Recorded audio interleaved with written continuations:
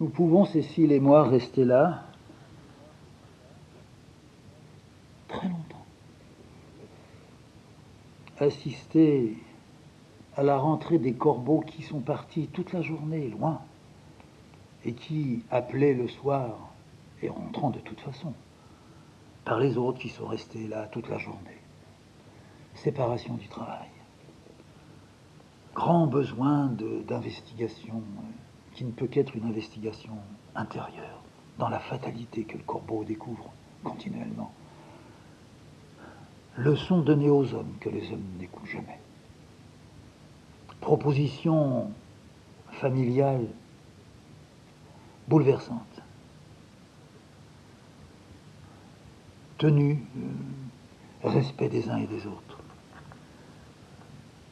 Ils ne se battent jamais. Sûrement que les corneilles, pour se nourrir, à la naissance de leurs petits, vont, comme ça tombe à peu près à la même période de la naissance d'autres petits oiseaux, vont dans les nids où il y a des petits oiseaux, ils vont les tuer, puis ils amènent leur proie à leurs petits corbeaux, à leurs petites corneilles. Mais les petits oiseaux qui viennent d'avoir des tout petits enfants volent pour attraper les mouches, les moustiques, les insectes et les vers, pour vivants les apporter à leurs petits enfants. Rien à dire là. Rien.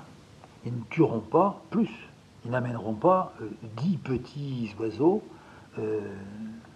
étranglés ou déchiquetés pour en faire un tas si leur petite corneille ou leur petit corbeau, en ayant mangé déjà un, ont le ventre plein et ne vont pas pouvoir bouffer le reste.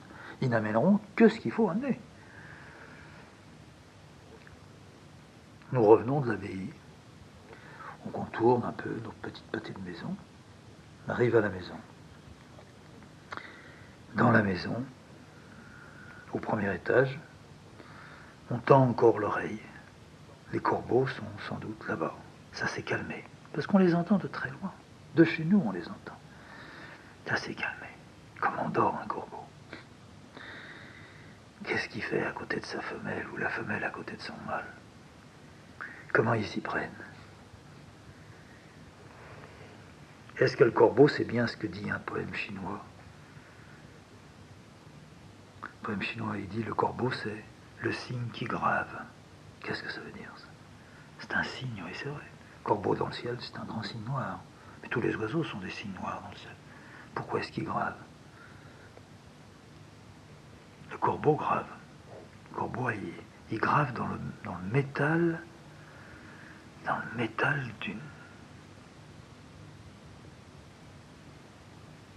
d'une vie qui nous échappe.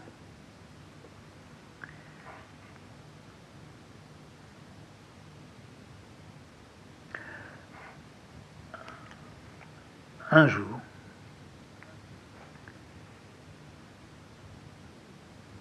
Cécile était dans le jardin, ici à la Châtre.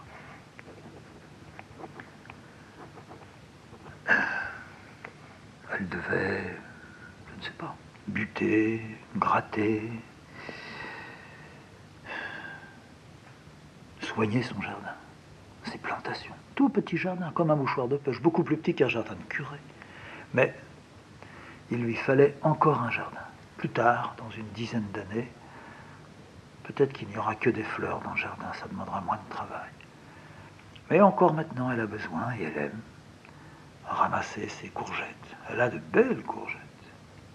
Ramasser ses tomates, elle en fait une bonne dizaine ou une quinzaine de kilos. Si la saison est bonne, ça donne. Hein. Elle fait surtout beaucoup de fraises et de framboises. Alors, des fraises, il y a 15 kilos de confiture de fraises qui nous permettent de passer l'hiver. Ah oui, elle récolte bien. Elle a la main verte. Cécile a la main verte. Moi, j'ai vraiment pas la main. Hein. Je touche et je casse. Dans le jardin. Ailleurs, non. Chacun sa spécialité. Et un matin, Cécile m'appelle depuis le jardin. Alors j'étais à ma table, je l'entends, je me lève, j'ouvre la fenêtre, enfin les deux fenêtres, puis je lui dis qu'est-ce qu'il y a? Il me semble qu'il y a un gros oiseau dans le jardin. Tiens, il serait où? Il serait là-bas, dans le bout, près des voisins. J'ai vu quelque chose courir par terre, c'est pas un chat. Puis c'était large, il y avait comme une aile, enfin je sais pas. Bon, on va descendre. Alors je vais dans le jardin, je marche, on bouge un peu les branches, il y a des taillis dans le fond du jardin, il y a quelque chose qui est un petit peu en désordre là-bas. Rien. Ah, elle me dit, je suis sûr que j'ai... Je dis, ben oui, on voit rien. On reverra, si ça se trouve c'est un merle, comme ils font d'habitude, ils courent à ras du sol, et puis, hop, puis ils s'envolent, tu ne l'as pas vu s'envoler. Je crois pas, c'était plus gros qu'un merle, il me semble. Bon. 2-3 jours passent encore. À nouveau, Cécile m'appelle. Oui, c'est sûr. L'oiseau que j'avais vu l'autre jour, il est toujours là. Et tu as vu où il est allé? Oui, il est allé là-bas. Où? Pas dans le même coin. Ah bon. Je descends. On se dirige vers ce coin. Et tout à coup, oui, on voit. Il y a un oiseau, noir. Il est un peu tapi sous des branches de... Ce ne sont pas des framboisiers, c'est des groseilliers. Je lui dis, si on veut le prendre, je crois qu'on ne peut pas prendre un oiseau comme ça. Enfin, pourquoi est-ce qu'il est à ras du sol, ça? Bah, je sais pas. Alors je lui dis, toi tu passes à gauche en longeant le mur, moi à droite. Qu'est-ce qu'il peut faire? Ben, il peut que vouloir partir entre nous deux. On va essayer là de l'attraper, si on peut l'attraper. Mais qu'est-ce que c'est comme oiseau? Alors elle s'en va du côté du mur qui longe les voisins, et moi je m'en vais de l'autre côté d'un mur, puis on le voit. Alors chacun se dit, je le vois, moi aussi je le vois. Et puis, en nous approchant, elle me dit, je suis sûr que ça c'est un corbeau. Alors moi j'étais à 1 mètre à peu près. Je regarde, je dis, on dirait un corbeau. Et il ne bougeait pas, et on était là, à 1 mètre de lui. Cécile me dit, moi je vais lui amener à manger. Il ne faut peut-être pas essayer de le prendre, il est peut-être jeune. Je vais lui amener à manger. Qu'est-ce que ça mange? Sur le bord des routes, les corbeaux, ils mangent des hérissons morts. Ça mange donc de la viande. Je vais lui amener de la viande. Elle va chercher de la viande. Elle revient. Elle le met là, où il est. Puis on décide, on va se reculer. Puis on le verra sortir. On s'est reculé, il n'est pas sorti. Ah. Eh bien, on va le laisser. On va lui mettre un petit tas. Puis on viendra voir tout à l'heure. Alors on attendait. 1 heure, 2 heures. Ah, que ça soit suffisant pour lui, pour retrouver un petit peu sa confiance, sortir de sa cachette et bouffer la viande. On est revenu, il n'avait pas mangé la viande. Il était toujours dans sa cachette. Bon, c'est décidé, on le laisse passer complètement sa nuit comme ça, on lui ramène rien d'autre. Demain matin, on verra. Puis sinon, bon, on essaiera de le prendre. Le lendemain matin, bien sûr, on va voir, de bonne heure, plus de viande. Ah, alors Cécile, qui est beaucoup plus inquiétante que moi, elle dit, si ça se trouve, c'est un chat qui est venu bouffer la viande. Oui, c'est possible. C'est possible, mais enfin, où est-ce qu'il est? Il n'est plus là. C'est lui qui a mangé. Alors il s'est envolé. Il est reparti. 2-3 jours après, Cécile me dit, il est encore là. Il n'est pas au même endroit. Il est derrière le laurier. Il est là. C'est marrant parce qu'on ne le voit jamais voler. On va chercher de la viande, on lui remet de la viande, on revient quelques heures après, plus de viande. Et le corbeau, il est parti ailleurs. Ça veut dire que là où il mange, il bouffe et puis il s'en va. Puis là où il est allé, on lui remet de la viande, il bouffe et puis il s'en va encore ailleurs. Puis c'est toujours dans des endroits cachés. On décide, la prochaine fois, on l'attrape. Alors il s'était passé comme ça 3 semaines. Et le corbeau, dans nos têtes, faisait un travail extraordinaire. Pourquoi on a un corbeau dans la maison? Qu'est-ce qu'il est venu faire là? Il y en a bien qui passent au-dessus, qui viennent justement des peupliers de l'abbaye. Ils viennent sur les toits. C'est là qu'on avait vu des corneilles aller dénicher des petits oisillons pour les tuer, puis les porter dans leur propre nez. Mais dans le jardin, même sur le sol, corbeau, ça vole. Et puis quand il est sur le sol, c'est dans un terrain dégagé. Il bouffe des graines parce qu'on a fauché le champ. Et puis Il ne reste pas comme ça. Ah, le corbeau à nouveau, il est repéré. Là, mon petit, tu peux pas t'échapper.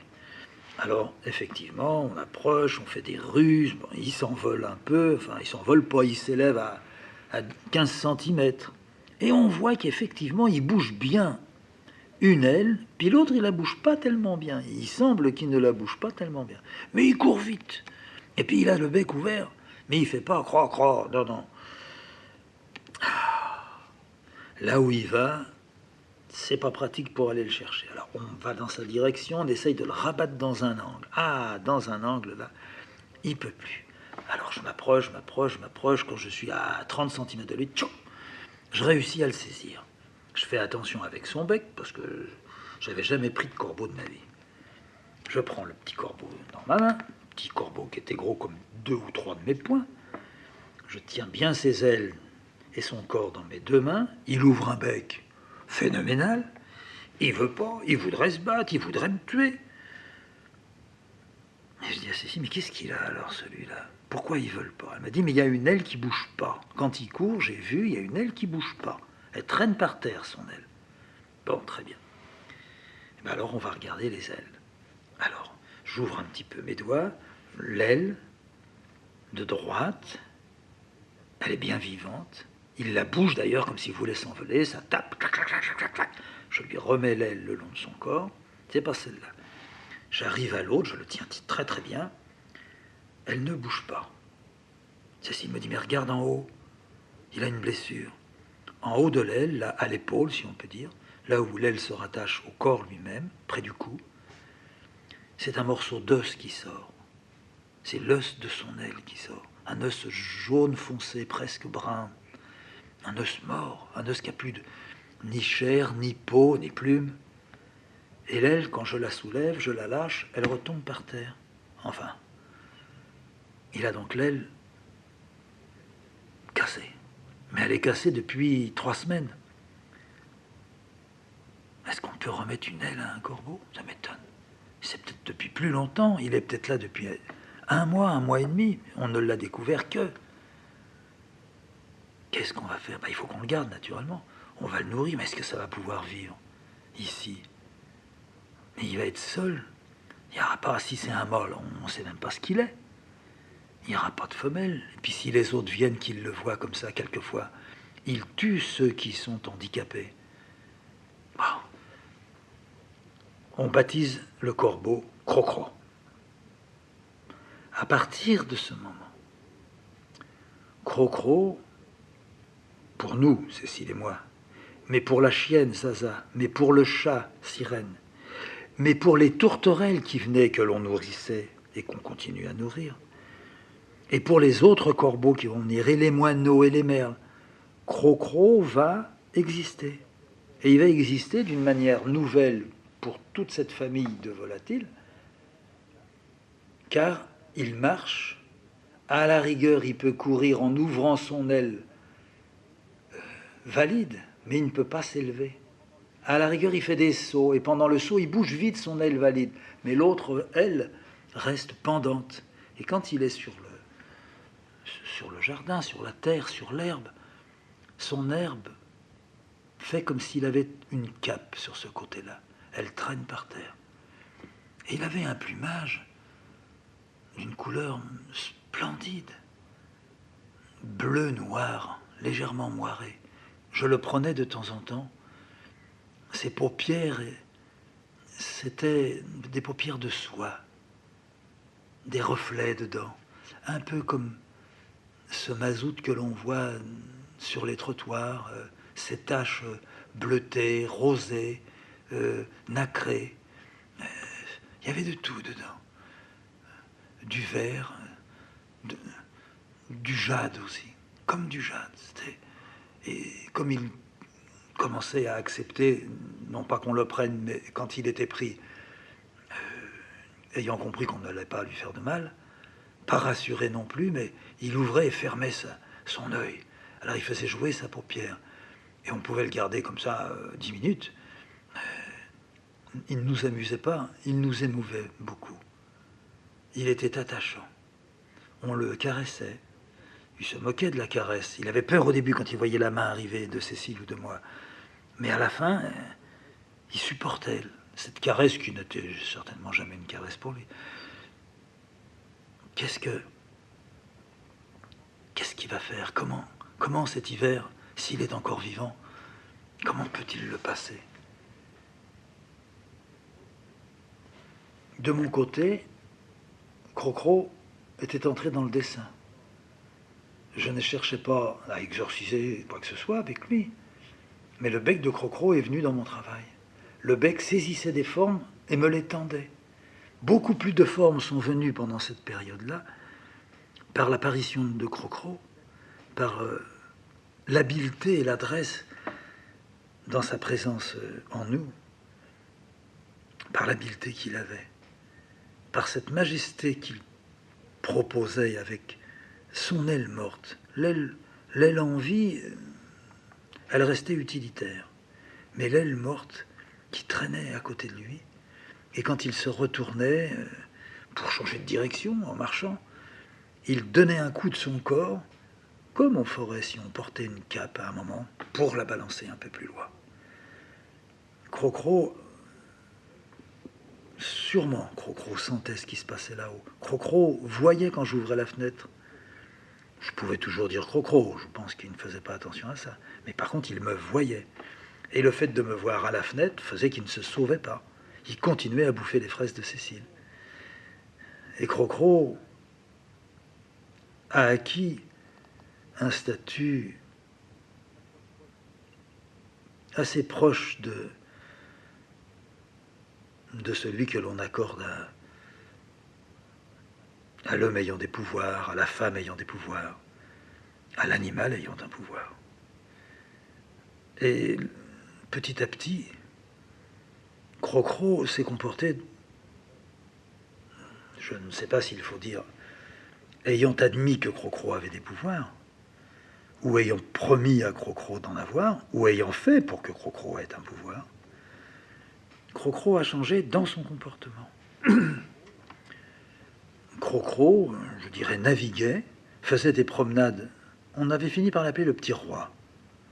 Car autour de lui, merles, moineaux, grives, tourterelles marchaient. Passaient en rase-meute au-dessus de lui, ça ne l'effrayait pas. D'autres corbeaux venaient, se posaient sur les toits, et on commençait à vouloir venir manger des graines que l'on mettait un peu pour Crocro et beaucoup pour les tourterelles. Et Crocro ne se sauvait pas quand il les voyait, ne se rapprochait pas d'eux non plus. Une connaissance s'était établie entre eux, une véritable population intelligente, prodigieusement intelligente, beaucoup plus intelligente que la population qui avait tiré dans l'aile de Crocro, parce que, à force de le prendre, j'avais bien fini par voir que l'aile qu'il avait eue quasiment déchiquetée à un endroit, c'était un bon coup de fusil qu'il avait chopé. Crocro avait beaucoup plus de pouvoir que l'homme qui, avec son fusil, avait eu le pouvoir de blesser presque mortellement Crocro. Crocro était supérieur à cet homme. Crocro devenait supérieur à moi, supérieur à Cécile. Il en imposait à Zaza, qui se dressait sur ses pattes et qui le regardait. Qui, quand on disait « Où est Crocro ?», Zaza cherchait « Où était Crocro ?» Crocro, le personnage important du jardin du 17. Et même les voisins demandaient « Et votre corbeau, il est toujours là ?»« Oui, bien sûr. »« On ne l'entend pas ?»« Non, il ne parle pas. » Mais il est là, il mange, il marche, il fait des tours dans le jardin. J'ai eu une fascination pour Crocro. J'allais donner des nouvelles de Crocro aux autres Crocro qui se trouvaient dans les peupliers. On prenait la voiture, quand on croisait des Crocro au bord de la route, d'abord on les saluait, ensuite je disais qu'ils sont venus au bord de la route pour nous dire la route est libre, allez-y, on est des frères à Crocro. L'immense présence de ce Crocro a fait que pendant près de 18 mois, correspond à peu près à la durée de la présence de Crocro dans le jardin, pendant 18 mois, J'ai été sous l'influence de Crocro. Cécile, à sa façon, aussi. Mais de cette façon particulière, des femmes, et de Cécile qui est tellement une femme, ayant ce grand besoin de nourriture pour l'autre. Le grand désir de Cécile de préparer le repas. Pas nécessairement le grand repas, le repas, les mains dedans, la composition qui rentre, la simplicité aussi, la simplicité d'une omelette tournée, pliée sur elle-même, comme un de ces gâteaux juifs qu'on appelle les Hamentash. Le charme de la présentation. Elle faisait pareil pour Crocro. Elle fait pareil avec les tourterelles. Elle balance pas les graines, non, elle pose les graines. Elle dispose les graines sur des petites étagères que j'ai mis avec une petite cabane que j'ai installée. Elle ne nourrit pas parce qu'il faut nourrir. Elle nourrit parce que nourrir est important. Parce que nourrir, c'est non seulement la vie, c'est perpétuer. Oui, Cécile perpétue.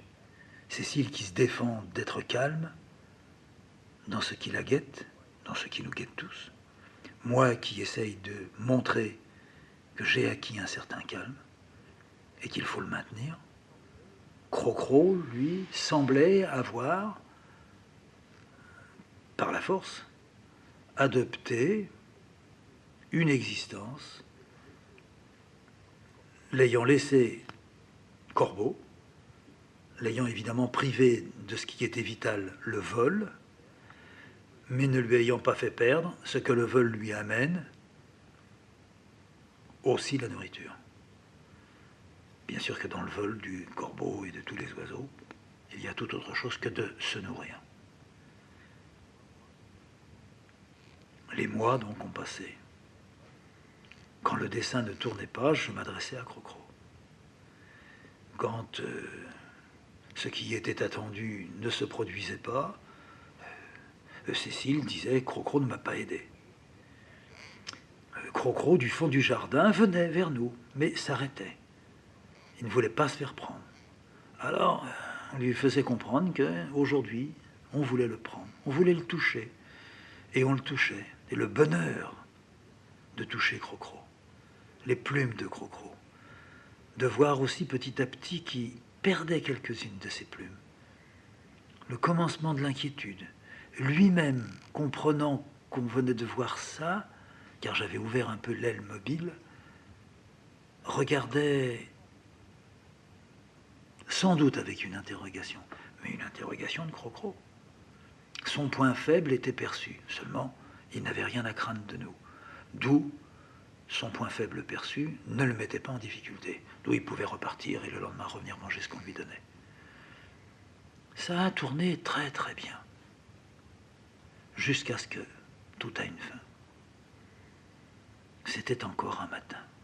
On n'avait pas vu Crocro depuis 2-3 jours, et on cherchait. On se doutait que Crocro avait un problème, qu'il réussissait à monter à 2 ou 3 petites branches pas très hautes, s'aidant de son aile valide, comme d'une béquille, et puis de ses petites griffes aux pattes. Il ne restait pas à ras du sol. Les nuits, il les passait un peu perché, à 1 mètre du sol, un petit peu plus haut quelquefois. Mais il n'était plus sur sa branche là depuis quelques jours. On ne voyait plus les traces non plus. Il y avait des fientes blanches. On était inquiet de voir qu'il ne faisait que des fientes blanches. Cécile avait peur que quelqu'un des alentours, voyant sur l'arbre cette peinture blanche qui gagnait sur toutes les branches, ne dise c'est un oiseau qu'ils ont qui est malade et qui va nous amener la maladie, et qu'il ne file un coup de carabine. Mais on a trouvé Crocro. Un matin, Cécile, encore une fois, m'a appelé. Viens vite, il est là. Je n'avais pas besoin de savoir plus. Il est là, je suis descendu. Elle est sortie du jardin, elle m'a dit, il est mort, tu sais. Et il est où? Il est sous mes tomates. Il avait plu toute la nuit, mais il s'était quand même approché de nous. Il était venu du fond du jardin. Dans les tomates, il allait, mais pas beaucoup.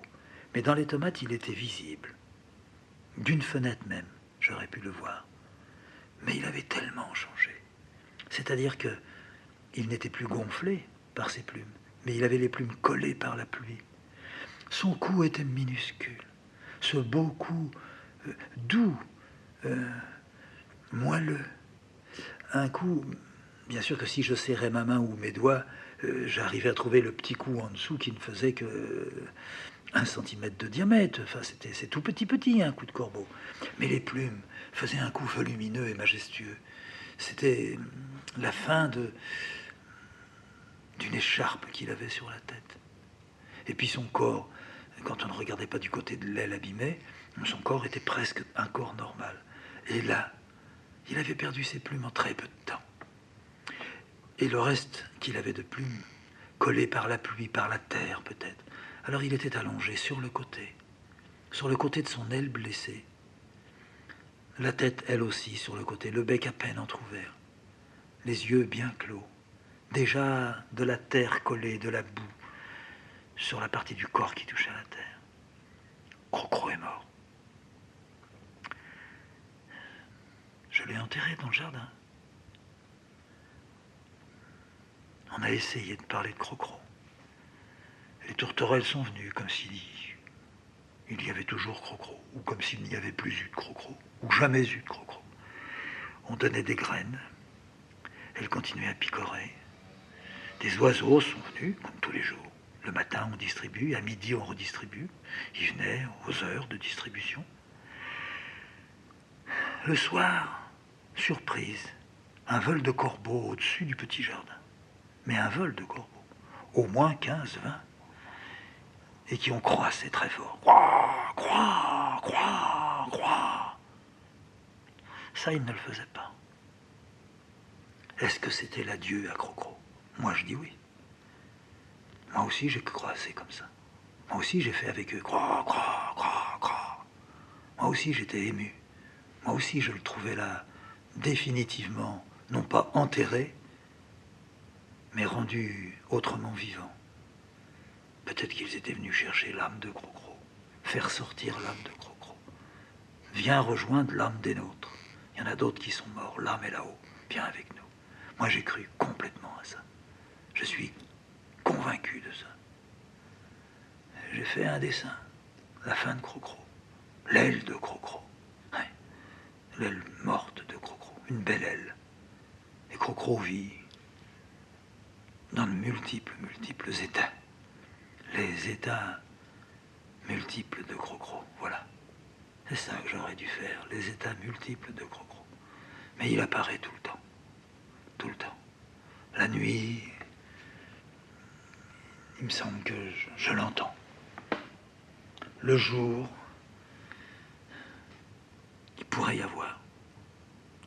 Et puis, les mois ont passé. Ça ne s'est pas éteint. Crocro est resté là. Mais un jour encore, deuxième conte vivant. Cécile me dit, je ne peux pas bouger, je suis à la fenêtre, ne viens pas tout de suite, je suis en train de voir quelque chose de formidable. Alors elle me fait le détail de ce qu'elle voit.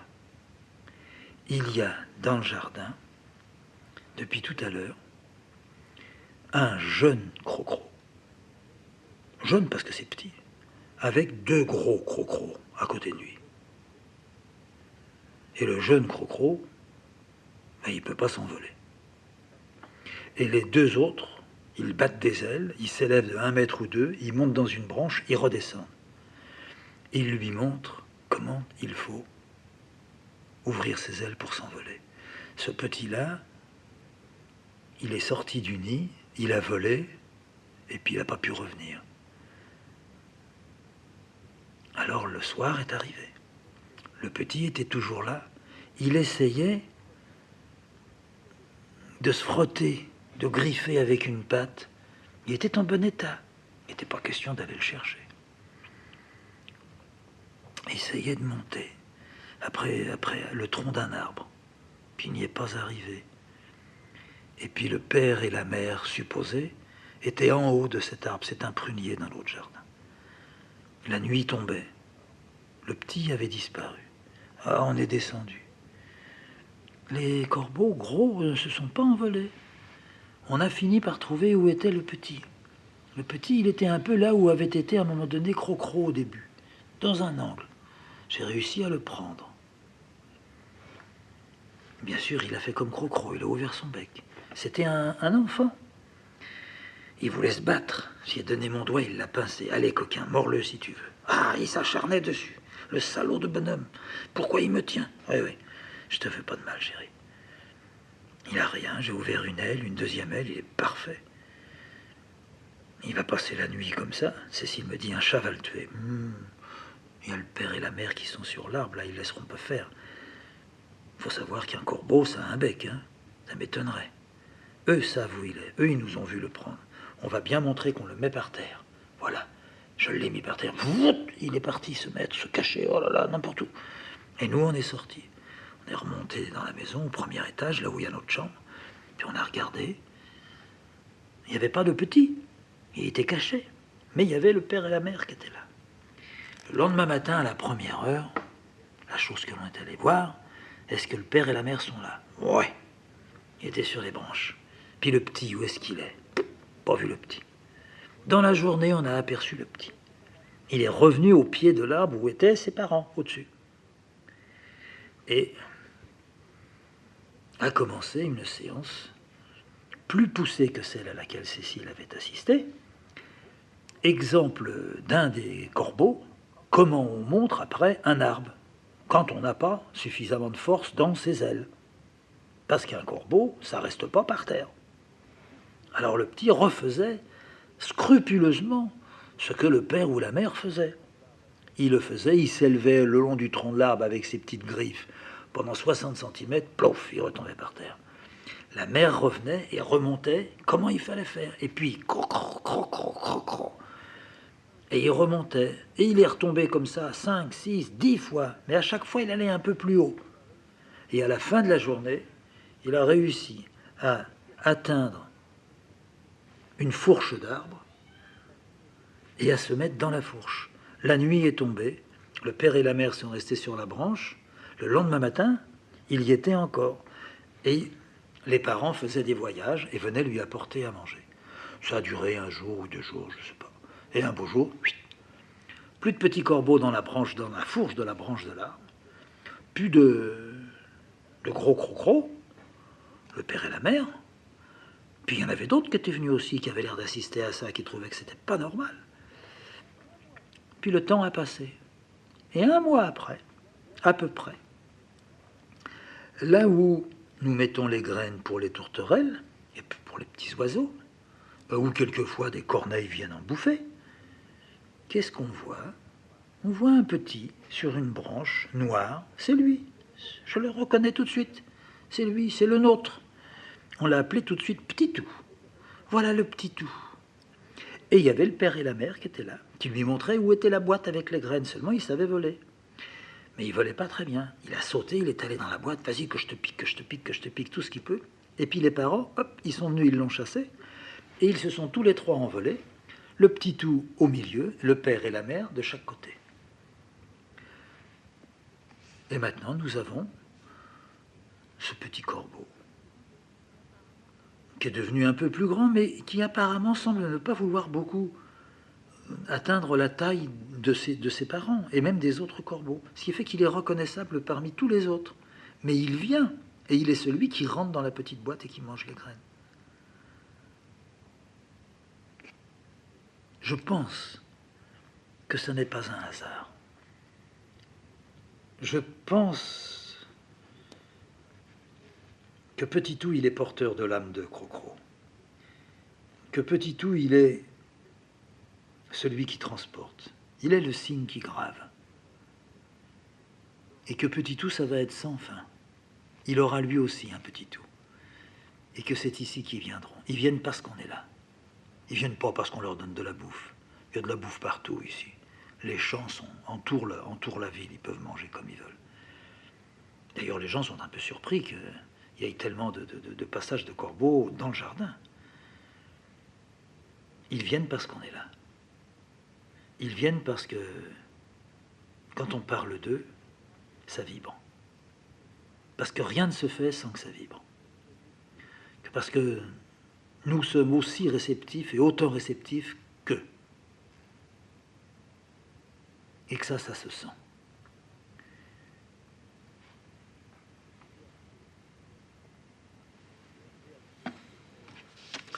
Les découvertes que l'on peut faire, les découvertes en question sont uniquement provoquées par des moments de rupture. Je perçois souvent des erreurs, mais je ne peux pas m'exprimer sur ce point-là. Je ne peux pas me dire, surtout quand je la produis, je viens de faire une erreur. Ça, c'est une erreur. Non, au contraire, quelque chose fait que je dois entrer profondément dans ça. Ne pas essayer de rectifier. D'ailleurs, je serais dans l'impossibilité de pouvoir le faire, puisque rectifier voudrait dire que je saurais. Or, je me tue à me dire, je ne sais pas, tais-toi, tais-toi. En fait, là aussi, j'ai envie de dire encore, arrête. Mais il y a des enchaînements aussi, des enchaînements, des dessins qui se suivent les uns derrière les autres, des enchaînements un peu fous, des enchaînements dans lesquels pourtant rien ne se rattache à l'autre, mais c'est l'ensemble qui fait que l'on voit que c'est un ensemble. Alors à ce moment-là, il y a ce glissant dedans, comme si c'était des coups de hache, un arrêt qui provient soit de mon corps, soit tout simplement d'un très grand dégoût, enfin d'un très grand recul. Je m'accuse de faire pour faire. Je m'accuse d'être non pas du tout la victime d'eux, mais d'être heureux d'être devenu cette victime-là. Qu'est-ce que vous faites? Rien. Et qu'est-ce que tu fais? Rien, je m'en fous, je fais rien. Comment tu fais rien? Non, mais t'as l'air en colère. Je suis pas en colère du tout. Je ne fais rien, voilà, je n'ai rien. Et je retourne à ma table. Et à ma table, je vois bien que je ne peux pas rester comme ça. Seulement à regarder, à rêver, mais je rêve même pas. Dans ces moments-là, c'est une sorte de temps pas du tout suspendu, de temps chargé de fumée. J'en reviens toujours à ce qui n'est pas une image, ce qui est une conviction que j'ai, que je porte. Mes douleurs ne sont pas autre chose que de la calcination qui se trouve quelque part. Mais ça tient encore un peu. Il faut se dépasser à ce moment-là. Il faut dépasser ce qui est là, c'est-à-dire je ne peux plus rien faire, j'ai rien à faire, j'ai rien à dire. Ça se termine souvent par ça me fait chier, quelle idée de s'être foutu là-dedans? Eh bien c'est là. C'est là. Quand non seulement ça ne vient pas, mais quand ça ne peut pas être supportable. Ou bien, naturellement, on se lève et on fait ce qu'on veut. Ou bien on ne se lève pas. Et il faut même que le ou bien disparaisse. Cet impératif, c'est là qu'il faut rester. C'est là que l'on se trouve en reste, en quelque sorte. Et non plus, je vais aller de là à là. Je vais cacher tout ce que j'ai fait avant. Et je vais essayer de repartir là. Là où je n'ai pas encore travaillé, là je pars, eh bien, on va voir, allez. Et non pas, je vous en prie, aidez-moi, mais je dis à qui m'entend, je suis libre. Je suis libre. Je vais faire de moi ce que je veux. Seulement, je sais que je ne peux pas appliquer, je vais faire de moi ce que je veux. Donc je vais faire, je m'en fous, ce que je veux, je ne sais pas. Là maintenant, je crois que je peux y arriver. Maintenant, allez. Alors c'est cet instant-là, mais un instant qui peut durer une journée, 10 jours. Cet instant-là, cette curieuse pièce de bois pleine, qui est sur le point de craquer, comme on voit les troncs des arbres qui s'ouvrent tout seuls sans qu'ils aient touché pourtant la foudre. C'est là que, non pas quand il y a que du rien, c'est pas vrai, c'est toujours plein. Mais voilà, comment mettre en soi la fente dans la direction de ce qui est plein et où sans doute un peu de résine va couler. Si ça se produit, comment savoir que c'est en train de se produire? Peut-être même seulement en attendant.